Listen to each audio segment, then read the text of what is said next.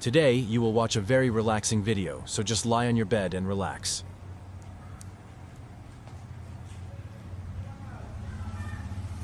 Mũi to thì quay làm 5 chấm mấy thôi được. Mũi to quay 5 chấm mấy thôi là được rồi. Anh chút toán anh kiếm chi đi. Quay như bờ nắng tán đầy phía sau.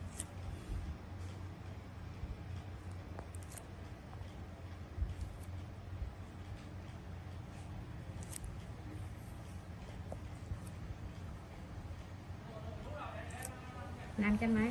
Toán đi. Nhỏ đừng nhé. Thấy được mọi người. Cũng ghê giờ rồi chị Quyền bị cô đi làm việc hết cũng ghê. Đào mất trí nhớ dễ sợ.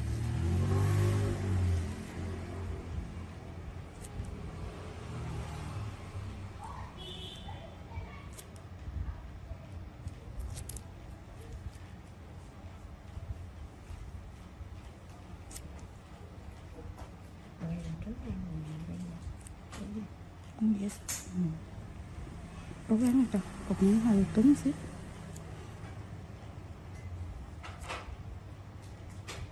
Quyền lúc nó bỏ không nghĩ tới mình thôi. Chắc bà biết mình không đi làm dạo á.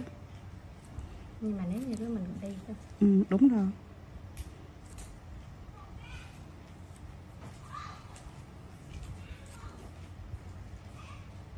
Chịu được không con? Chịu được không để bên kia cô tây lao thêm xíu nữa. Bên kia cô tây lao thêm xíu nữa hì. Tức là mình đi hát lớn rồi á, nó sẽ thích làm đẹp á. Cho chị khó hơn.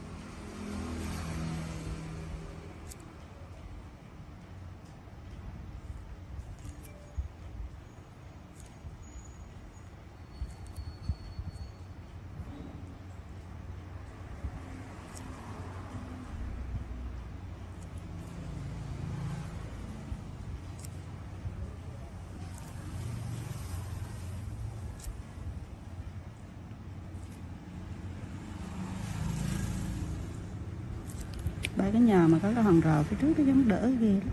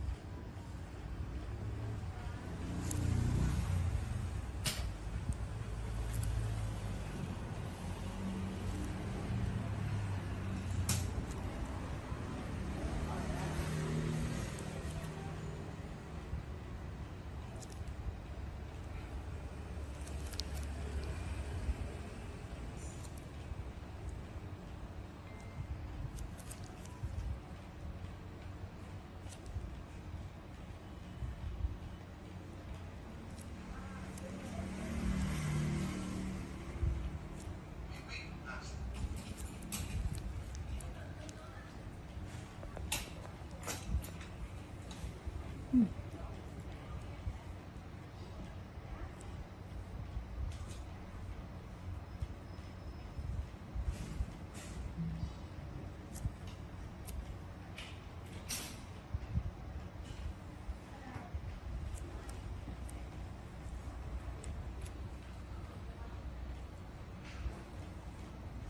được rơi xuống này.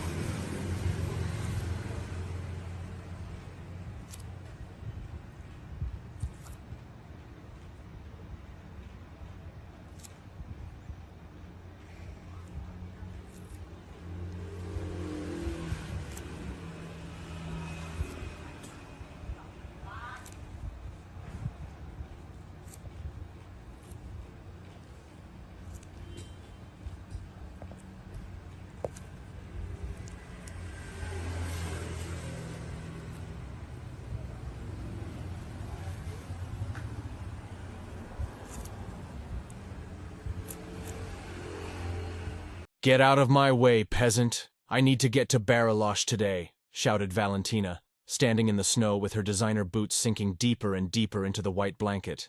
And how is it my fault that you drive a car that's useless for these roads? Replied Thomas, crossing his arms while looking at her defiantly. You're blocking the only access to my farm. The blizzard raged around them. Valentina's luxurious black sedan contrasted with the intense red of Thomas's tractor parked a few meters away. The icy wind whipped Valentina's beige coat, though she maintained a firm posture despite the bone-chilling cold. Do you think I plan to get stranded in the middle of nowhere? Valentina put her hands on her hips.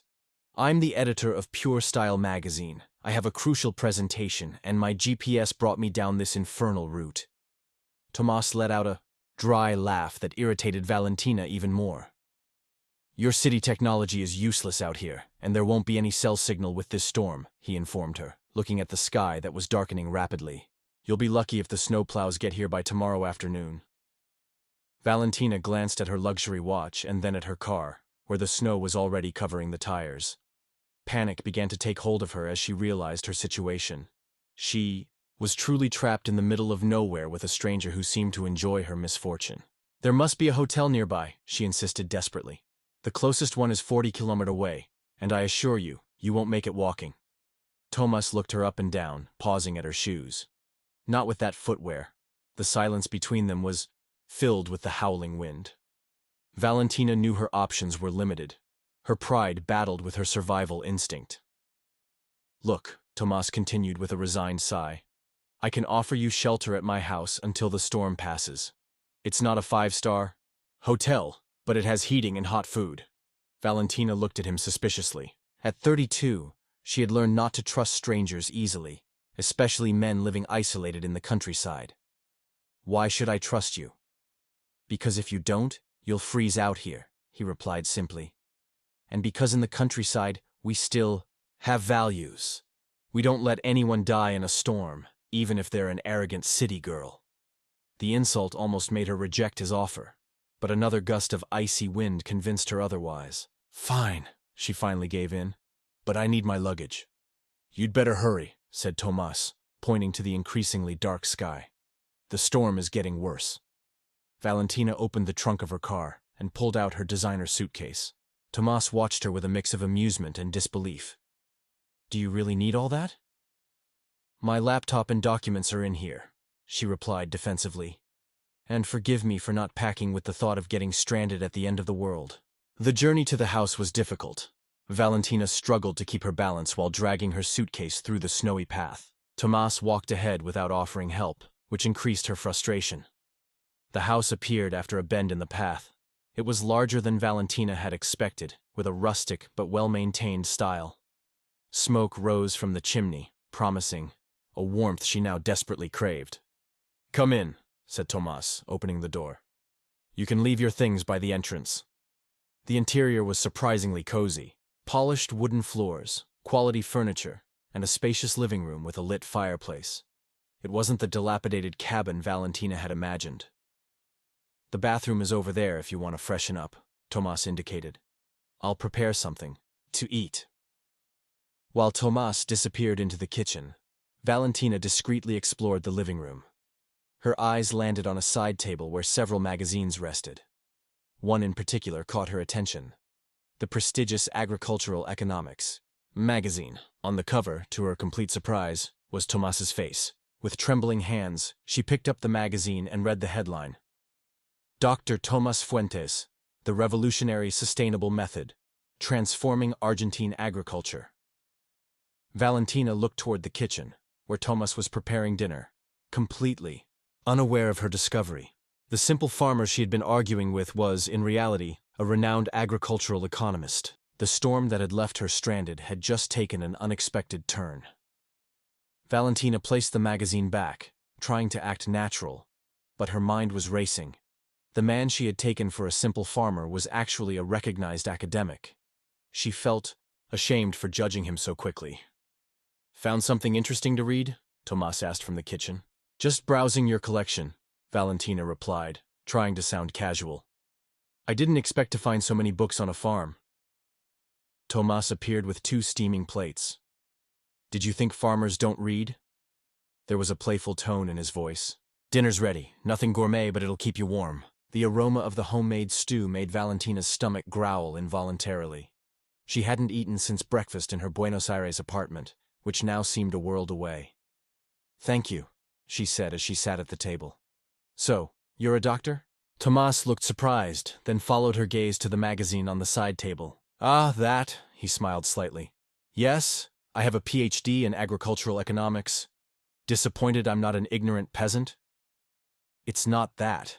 Valentina tasted the stew, surprised by its flavor. It's just that I don't understand why someone, with your education, would choose to live so isolated. Because here I can put my theories into practice, Tumás replied simply.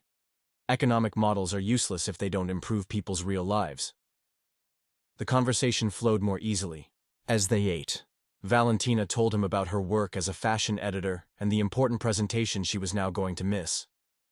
Fashion must seem superficial to someone like you, I suppose, she commented, anticipating his criticism. I don't judge your work, Tumás replied. I just wonder if it fulfills you as much as you say. You seem more worried about missing the presentation than about being trapped in a storm. My magazine is going through financial difficulties, Valentina admitted. This contract could save us. Tumás nodded understandingly. But before he could respond, a knock at the door interrupted the conversation.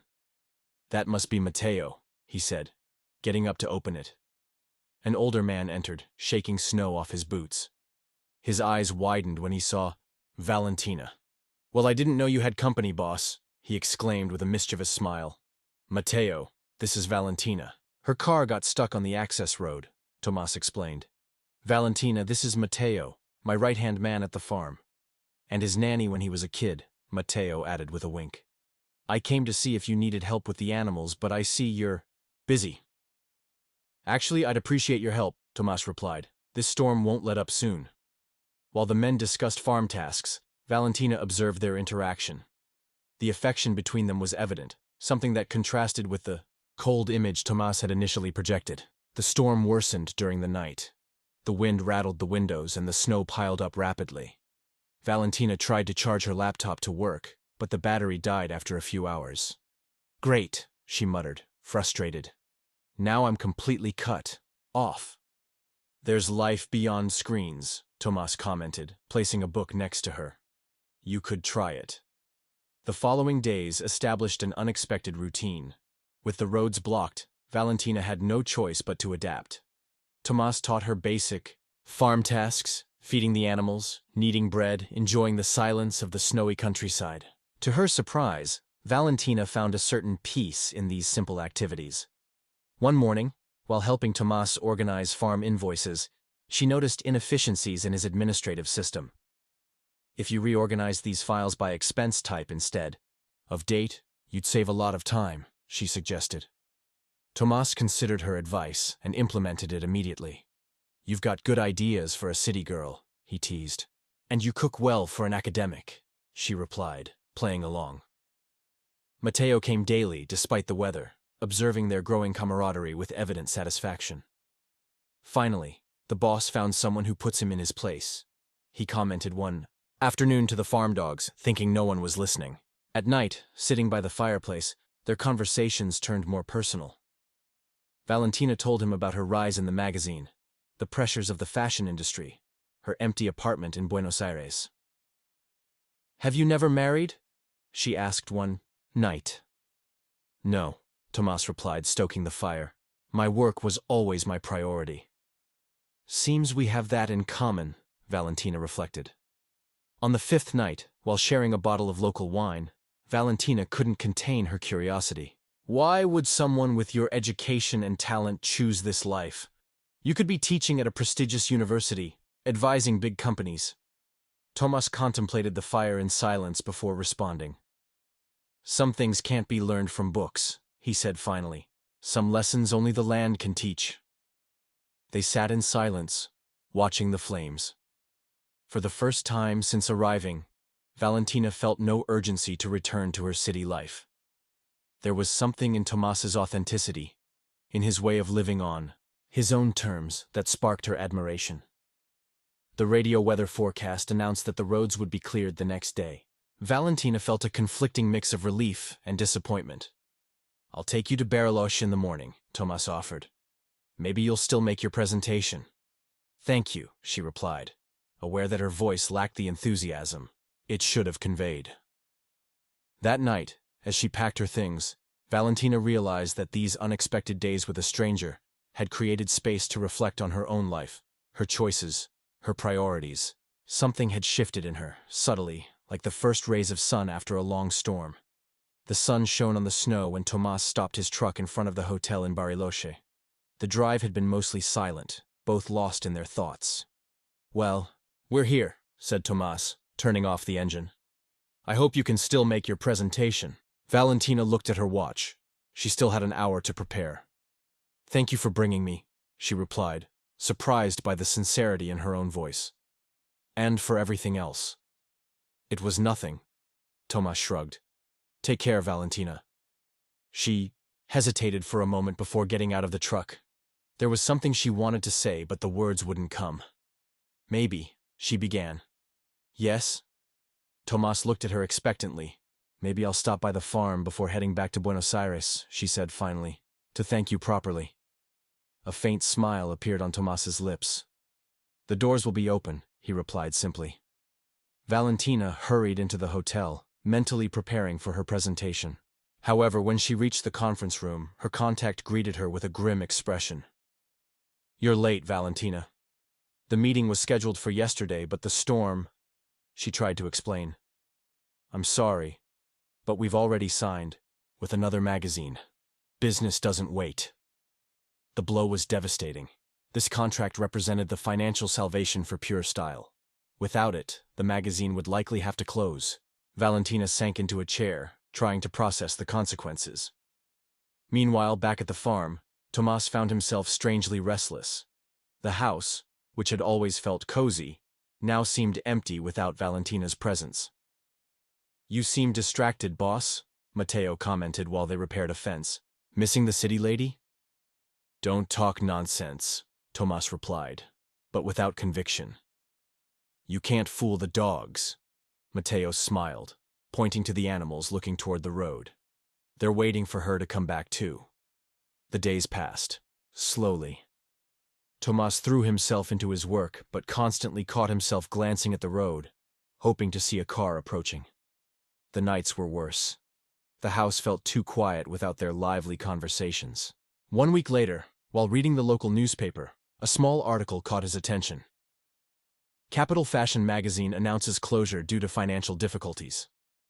Valentina's name appeared as editor-in-chief. Meanwhile, Valentina had returned to Buenos Aires to face the difficult task of closing the magazine. Meetings with creditors and farewells to staff left her emotionally drained. Each night, returning to her luxurious but cold apartment, her thoughts drifted to the warmth of the farm's fireplace.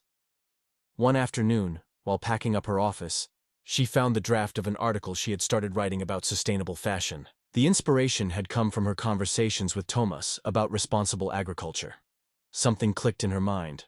Without overthinking, she packed a few things in her car and took the route to Patagonia. This time, she consciously chose the path that passed by Tomas's farm.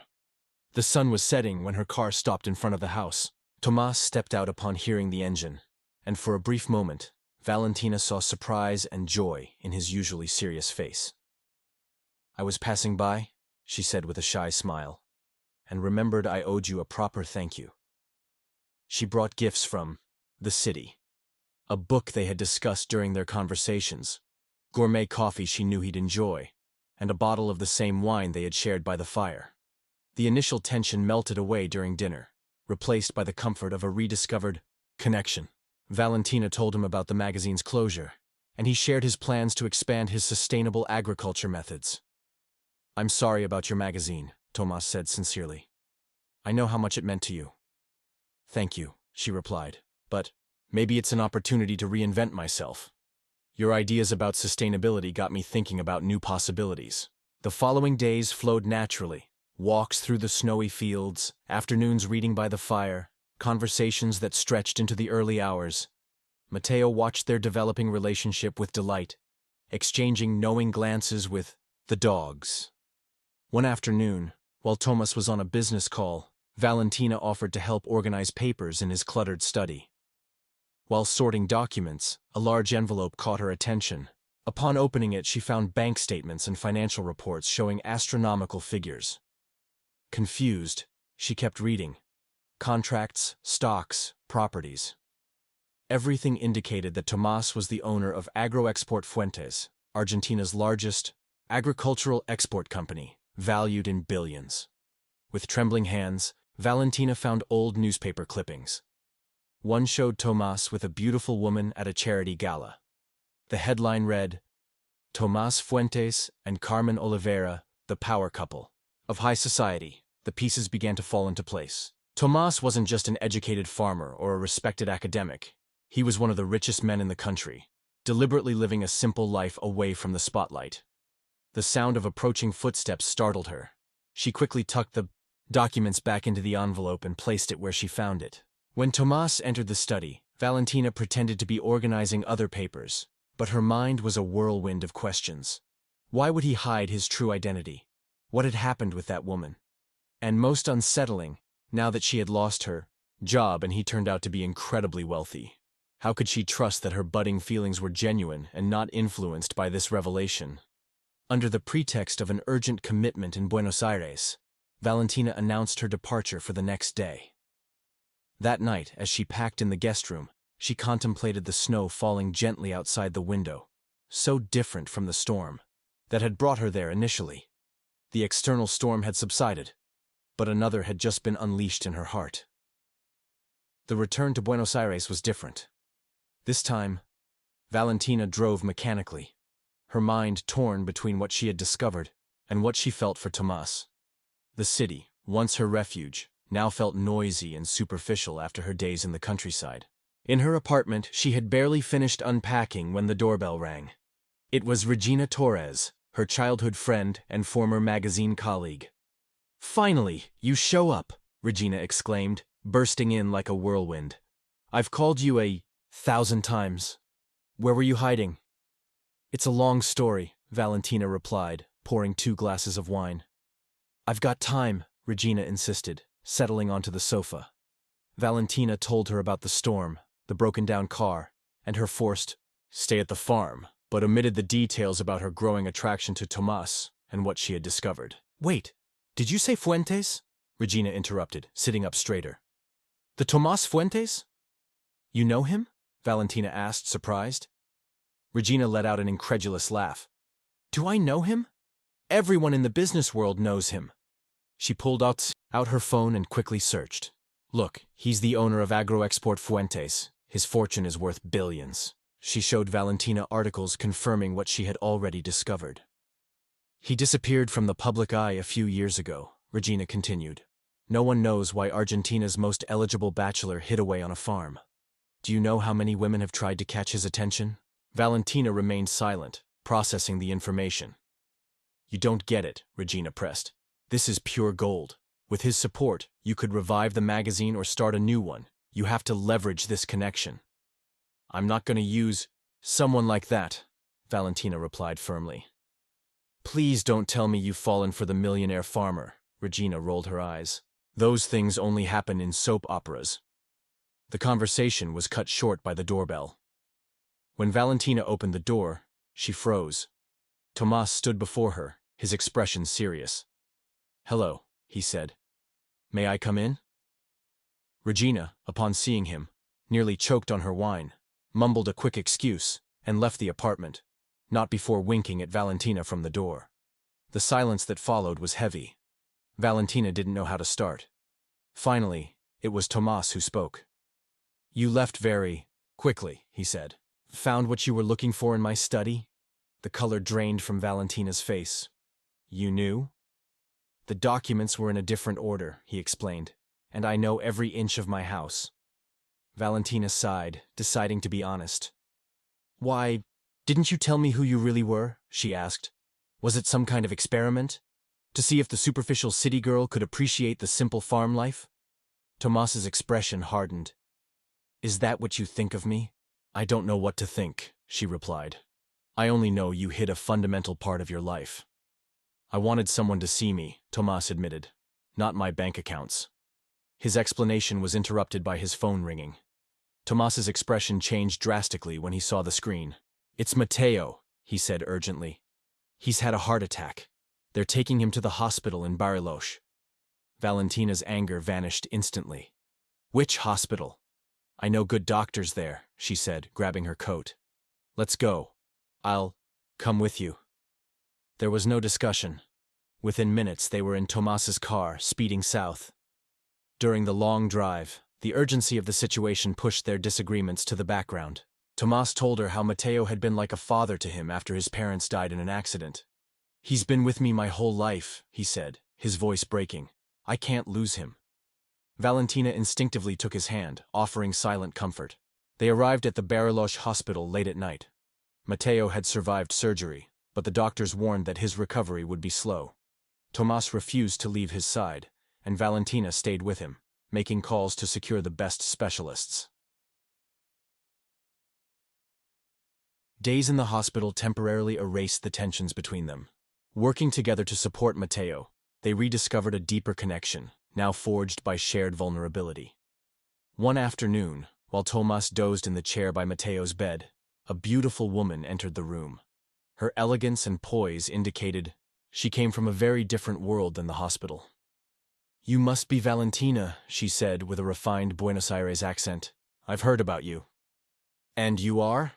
Valentina asked, though she already suspected the answer. "Carmen Oliveira." She smiled without warmth. "An old friend of Tomas." The atmosphere immediately tensed. Carmen looked around with barely disguised disdain. "So it's true you've tamed the savage," she commented. "I always wondered what kind of woman would manage to pull him out of his self-imposed exile." "I haven't tamed anyone," Valentina replied firmly. "And I don't see how this concerns you." Carmen stepped closer, lowering her voice. A piece of advice, darling. Don't get your hopes up. Tomas will always choose the farm over any woman. I couldn't compete with his obsession, and neither will you. Before Valentina could respond, Tomas woke up.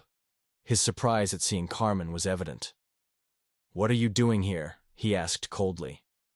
"I heard about Mateo," Carmen replied softly.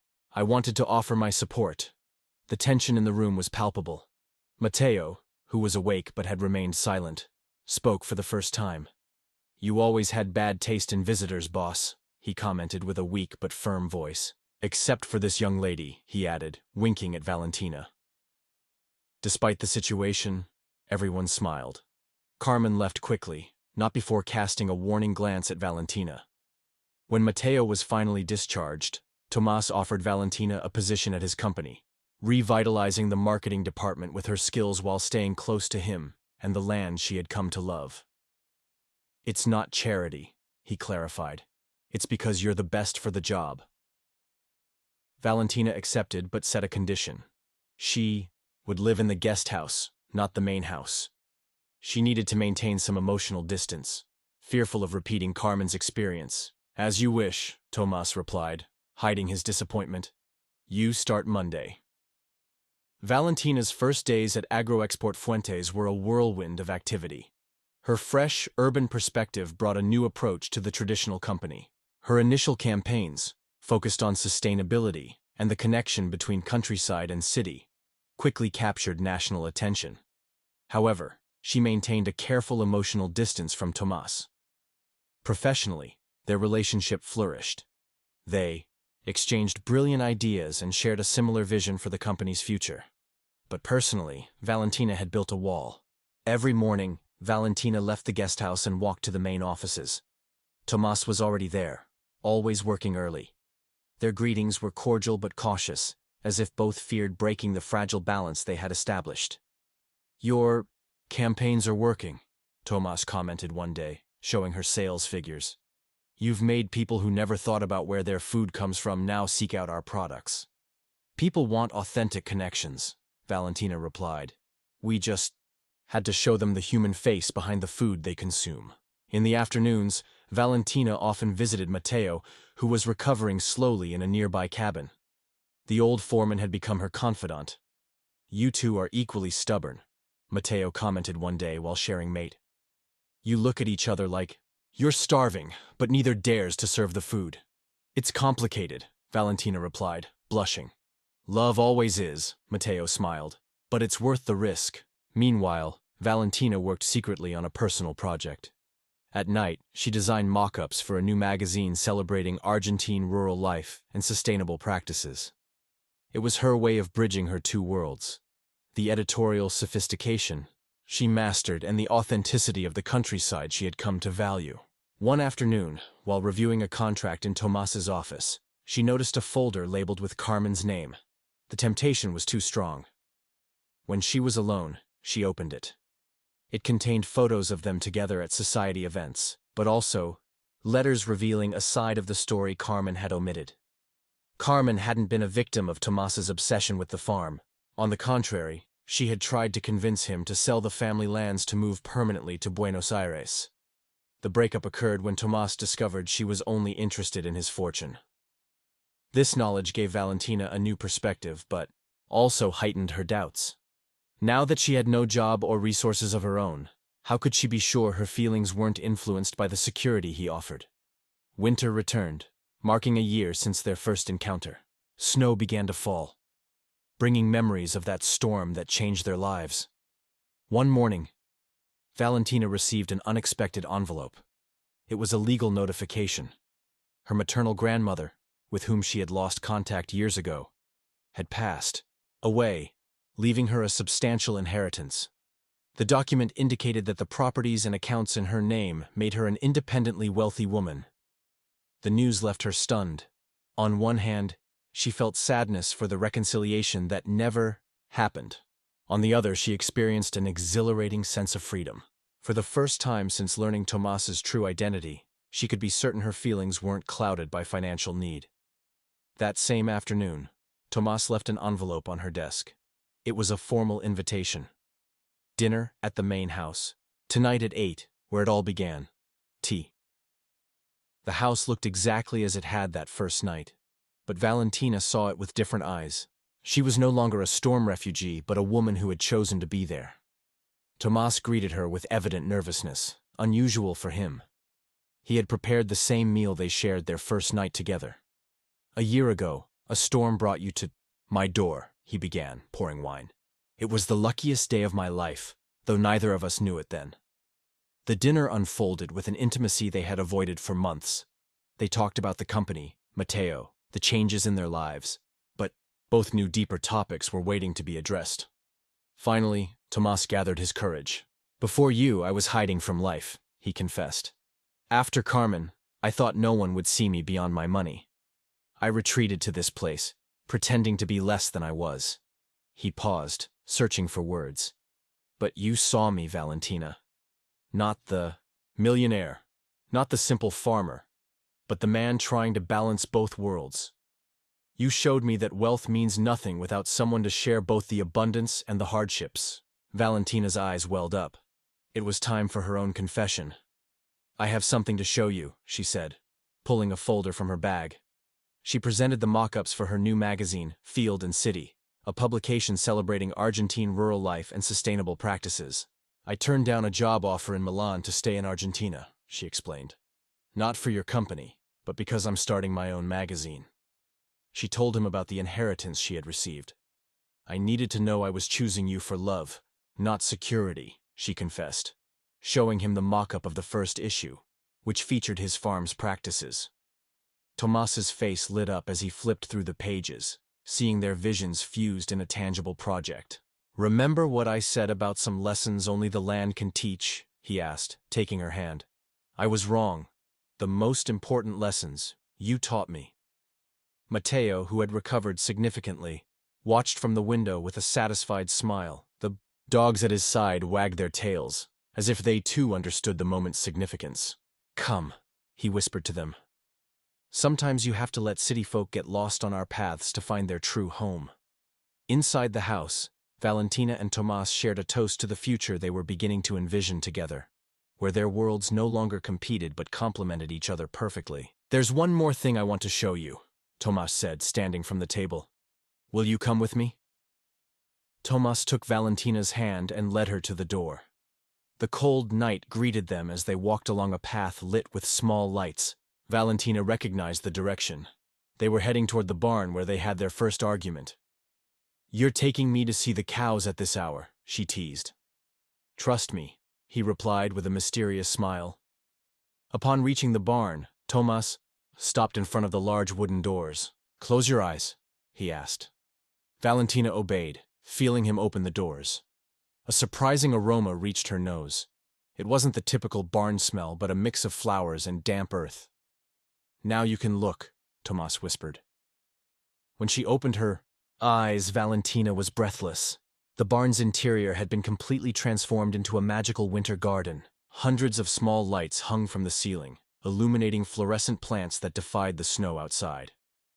In the center, a small table with champagne and 2 glasses waited under an arch of white flowers.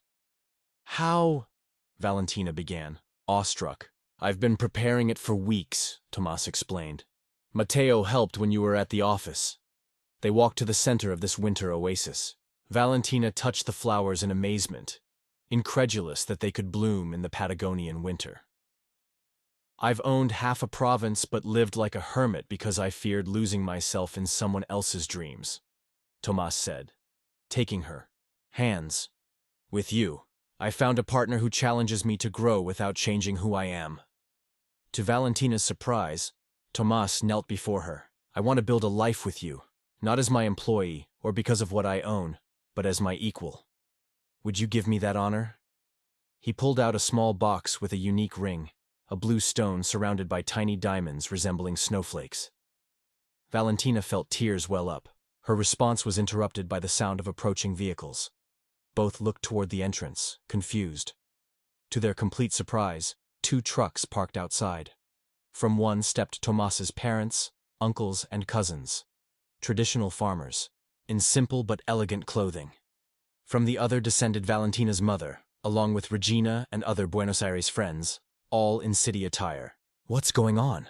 Valentina asked, bewildered. Matteo appeared behind the group with a mischievous smile. "I thought you'd want to share this moment with your families," he explained. "So I made a few calls." The initial encounter was awkward.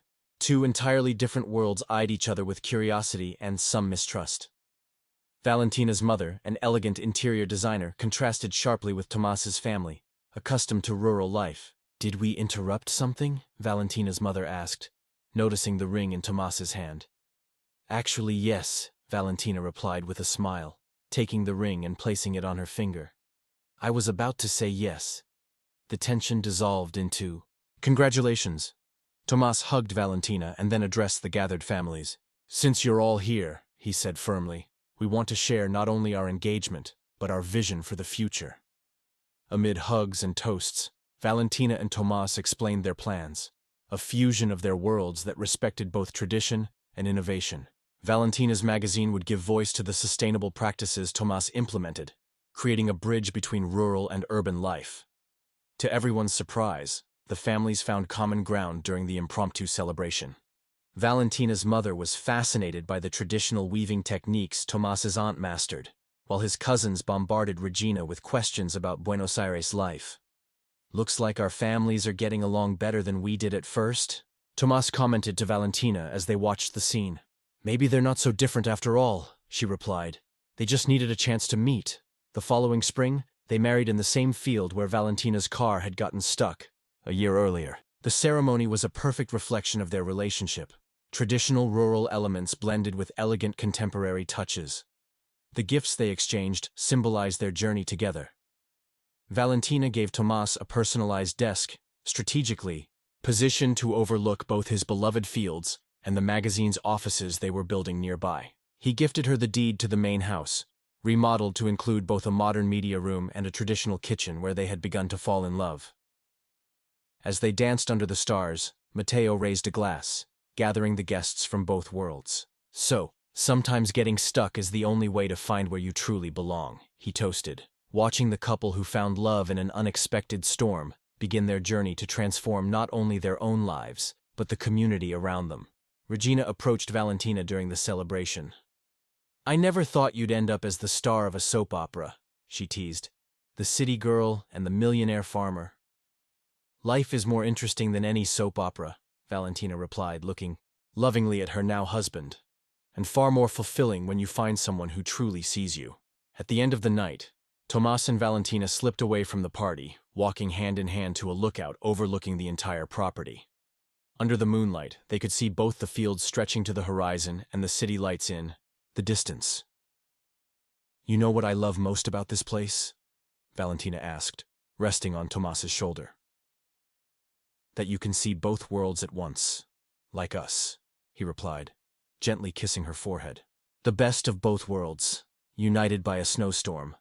5 years had passed since that storm that changed their lives forever. The Fuentes property had transformed as much as its owners.